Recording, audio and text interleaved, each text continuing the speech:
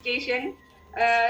Once again, I would like to welcome Mr. Hamza Rahman sir on behalf of Hilal Public School to this Hilal Awesome Day. Sir, please. Good morning, dear students. Give a big clap to Hamza sir. Sir, we are very proud of you. You are in the presence of our assembly. Thank you very much, sir. Yeah. Sorry.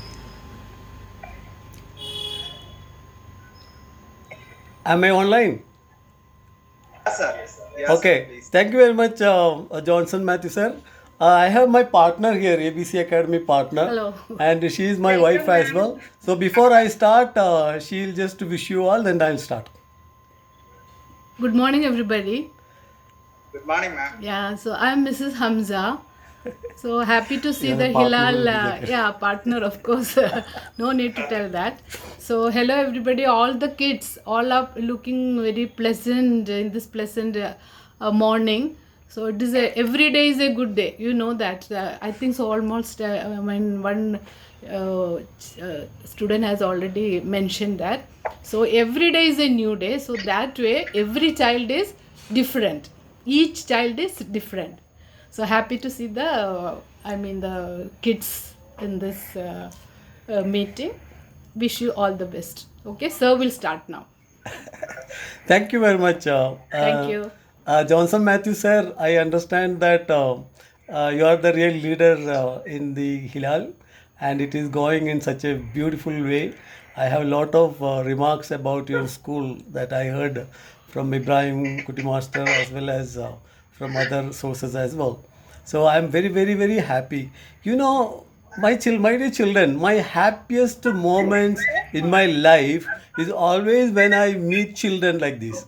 When I am with the children, when I am with the blooming buds, which are the actual future citizens of the whole world. Now the world is so much open. We are talking about a global village, and these schools, they are actually grooming the children to become a global citizen. No more we will say only local citizens, right? So I'm very happy to meet people. I mean to meet the teachers and also to meet the parents. I know the parents must be behind listening to me as well. So I'm very happy to be here. Now I am wearing a small this one. I don't know. Maybe you can read it the other way around. This is called freedom from fear. This is our ABC Academy's slogan or whatever you can say. When I was a small child, yeah, everybody was a child, right? When I was a small child, my mother always said, hey, don't go there. There may be something അവിടെ എന്തെങ്കിലും അരിക്കുന്നുണ്ടാവും പാമ്പുണ്ടാവും if you don't eat food, no, they will say ഭൂതം വരും നിങ്ങൾ ഭക്ഷണം കഴിച്ചില്ലെങ്കിൽ ഭൂതം വന്ന് ഭക്ഷണം കഴിക്കും അങ്ങനെ നമ്മൾ ജീവിച്ചു വരുമ്പോൾ when we are just growing up, we actually go through a lot of hindrances, lot of blockades. We might have heard from others and all that. So we actually start our life with this kind of fear in us. There is nothing wrong with that. Actually, it is good because that is actually a shield for us to be careful. You know why your mother is very, when you are just walking, oh, you may fall down. And if you fall down, they come immediately and take you because they really care for us. And then when I grow up a little bigger, then I wanted to go on cycling. And then they will say, oh, if you go on cycling, you will fall and you break your legs. Yeah. So this kind of a fear is there that is imbibed in you. Now I want to ask you children, what are you afraid now? Are you afraid of any Buddhas, any ghosts? Anyone tell me? Anybody is afraid of, what are you afraid of now? Hello, anybody can say anything? COVID maybe. Yeah, COVID, you are afraid of COVID, right? Okay. Sir, please unmute. Oh, sorry. Yeah, I did. Okay. All right. So now I want to ask you all, what are you actually afraid now? Now, since you cannot answer me immediately, so I'll just, yeah. Students, please reply. You have the permission. Razal, what are you afraid of?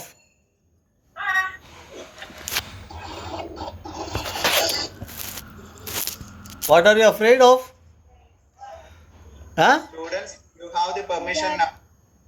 Everyone, we are not afraid. Ah, that's it. We are not afraid. You are not afraid of anything. So that's a big clap I have to give to you all. Oh, sorry. I don't know. Yeah. Not afraid. I am afraid. I am We are not afraid. Okay, so that. Okay. Now I want to ask you one more thing. Are you afraid of the examinations? Hello, are you afraid of examinations? Hello, are you afraid of examinations? Tell me. No, sir. We are not. No. Very good. That is that. I appreciate that. Very good.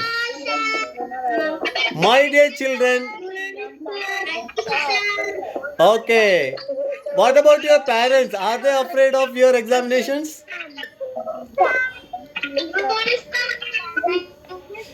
Okay. Now let me continue. Okay. Okay. Now let me continue. Okay. Now let me continue. okay. Okay. Thank you. Now let me continue. Okay. Because I don't think I have much time. All right. Okay, so you are not afraid of the examination as well. I am so happy to hear that because that is one thing everybody say that their children are afraid, the parents are little concerned. Yeah. Okay, I'll continue my speech now. Thank you. So I want to give you some tips that may help you. Maybe you already know about it. If you do not know, it is helpful. If you know, then it will be a revision for you. Yeah.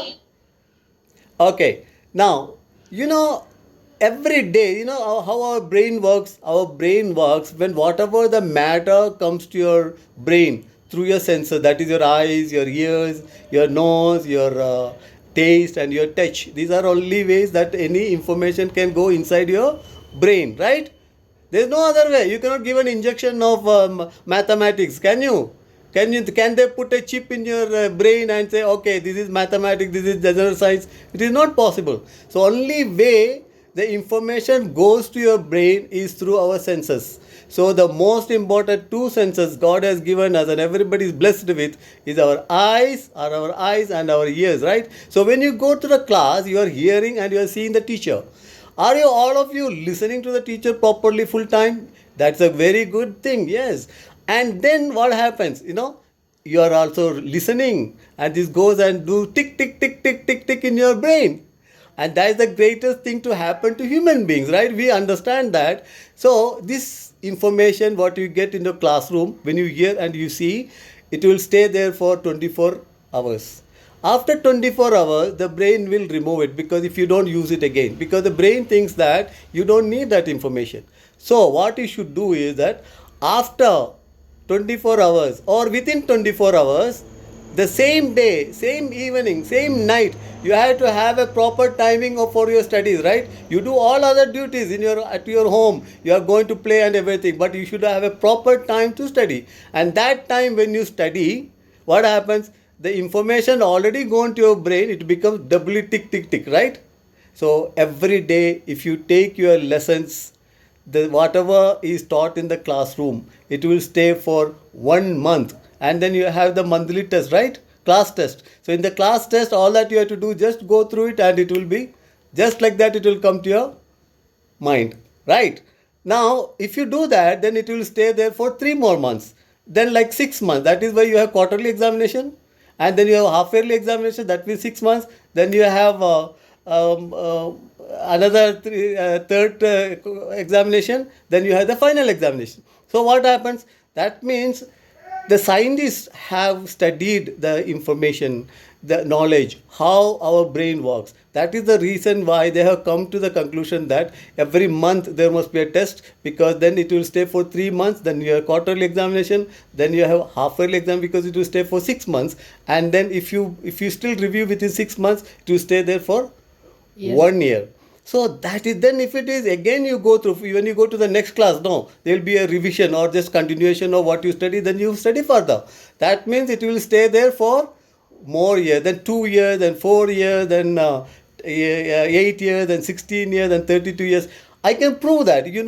even if you have a grandmother or grandfather, or if you know any very old person who forgets everything, who cannot remember everything, sometimes even they do not recognize their own children, and they will not know what is the names. They will be just searching for the name. But if you ask them, no, to say the religious rhymes, Pass. yeah, or the slogas, and they will say that. Like if it is Muslim, no, if they want to say the Fatiha, they will be they will remember that. They forget everything. Why? Because every day they are doing the slogas, or they are doing the Quranic word, the starting things. No, so this is one good example that you can know. So what stays in your mind is whatever you give more time to it. Now, I just want to go further. Then now we have the teachers also there. I think they are also listening to me. Now, when you talk about an institution, any institution, now we are talking about the school. When you talk about an institution or a school, it is not the building that really matters, right? The building is very beautiful. What is the, yeah, it is very good. No, you have all the facilities. That is very good. But the students in that, the teachers in that, the management in that, and the parents. So I would say, I have we have managed something like in ABC Academy. We take a class for motivation step. That means motivation to students, teachers, educationists. That means the management and the parents. This is a teamwork. It is not only for only the children to perform. It is for the teachers also to guide them to perform the best students, so that they can become the best citizens. Now, what about the parents? Now, the parents are giving you all the necessary things that you need in your life, right? So, your expectations are met. The children's expectations are met by the parents. Now, the parents has to give you the fees, they have to school properly, they have to give the dress, your mother has to cook the breakfast, and before you go to the school, the breakfast is ready, and everything is fine, right? Okay, now when you go to school, all the teachers that come to your class, they want every one of you to become the best students in the school. And when the school get that accolation, the promotion and all, then they are very happiest people. If you win an award, when you get a cup for whatever it is, it is a sports, or you're for the best student, or first, who is happy? The happiest is whoever is nearby you. Like the first one is your teacher. And when you become a doctor or an engineer or a pilot or a politician or whatever you become, who are the happiest people? Somebody will say, no, oh, the prime minister, he was my student only, So it is for the student. Now, I just want to say one more thing for the students. Whenever I go and take the class for the student, the class, now I ask, how many of you get more than 90% marks in all the subjects? And maybe there can be one or two. I mostly see two, not more than that, 90% and above marks, right? Then I ask who get more than 70%. Then there may be 5 or 6 students. And then I ask who get 50 and like that. Then they will say it will be a majority. Now I want to ask the children, that what is the matter? Now, are you not coming to the same school? Yes. Are you not studying the same lessons? Yes, the same book you are studying, right? And it is the same teacher who come and teach you, right? Yes.